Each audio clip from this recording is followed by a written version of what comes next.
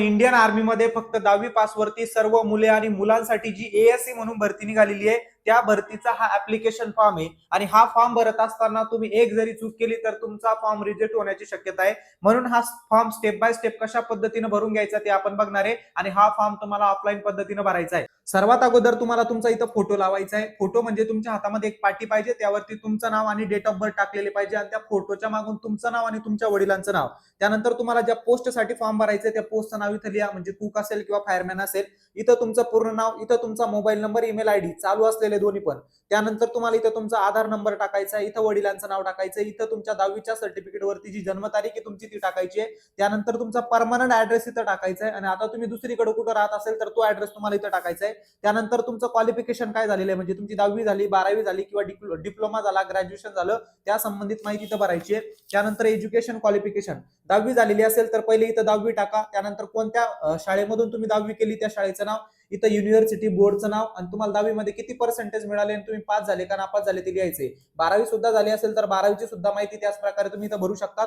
इथं तुम्ही मेल असेल तर इथं मेल लिहा, फिमेल असेल तर फिमेल लिहा. इथं तुमची कॅटेगरी लिहायची की general category, SC, ST, OBC आहे का ईडब्ल्यूएस मधून तुम्हाला फॉर्म भरायचा आहे, ती कॅटेगरी इथं लिहायची. एक सर्व्हिसमॅन असेल तर त्याबद्दलची माहिती तुम्हाला इथं द्यायची बघा.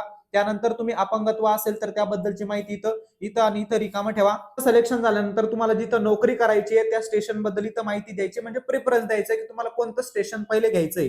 त्यानंतर इथं डिक्लेरेशन, इथं तुमची सही करा, इथं डेट टाका, इथं प्लेस टाका. त्यानंतर तुम्हाला 2 फोटोग्राफ टाकायचे ज्यावरती मागून तुमच्या वडिलांचं आणि तुमचं नाव पाहिजे. त्याच्यानंतर एक लिफाफा तयार करायचा आहे, त्या लिफाफ्यामध्ये काय पाहिजे, तुमचा ऍड्रेस टाकलेला पाहिजे, योग्य असा ऍड्रेस. त्यानंतर self attested copies of certificate, कोणकोणत्या सर्टिफिकेटच्या कॉपी जोडायच्या ते पण सांगतो. त्यानंतर इकडे तुम्हाला ऍडमिट कार्ड दिलेले आहे बघा 3-4. इथं तुम्हाला रोल नंबर भरायचा नाही.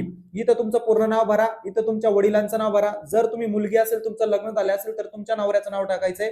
इथं जन्मतारीख टाका. इथं तुम्हाला नाही भरायचं, इथं पण तुम्हाला नाही भरायचं. इथं ज्या कॅटेगरी मधून फॉर्म भरणार इथं तुम्हाला टाकायचंय. हे सगळं ते भरणारे तुम्हाला भरायचं नाही. इथं फक्त तुमची सिग्नेचर करायचे. इथं जी माहिती भरली तीच तुम्हाला इथं, त्यानंतर इथं आणि पुढे इकडं असं 4 ठिकाणी भरायची आणि प्रत्येक याच्यावरती तुम्हाला सिग्नेचर करायची आणि फोटो प्रत्येक याच्यावरती लावायचा आहे सेम वाला. त्यानंतर जर तुम्ही ओबीसी कॅन्डिडेट असेल, हे फक्त ओबीसी कॅन्डिडेटसाठी आहे. इथं तुमचं नाव, इथं तुमच्या वडिलांचं नाव. जर तुम्ही बायको असेल तर तुमच्या नवऱ्याचं इथं तुम्हाला नाव टाकायचंय आणि इथं तुमच्या गावाचं नाव किंवा सिटी, डिस्ट्रिक्ट आणि स्टेट टाकायचंय. ठीक आहे. त्याच्यानंतर इथं ओबीसी टाकायचं, इथं सिग्नेचर करायची, प्लेस डेट. त्यानंतर हे एक सर्व्हिसमॅन वाल्यांसाठी आहे, त्यांनी इथं सिग्नेचर करायची, डेट प्लेस टाकायचे. त्यानंतर सगळ्यात महत्वाचं तुम्हाला डॉक्युमेंट कोणकोणते जोडायचे, तर तुम्हाला आधार कार्डचं झेरॉक्स जोडायचंय आणि तिथं सही करायची खाली. त्यानंतर तुमचं कास्ट सर्टिफिकेट जोडायचंय, खाली सही करायची आणि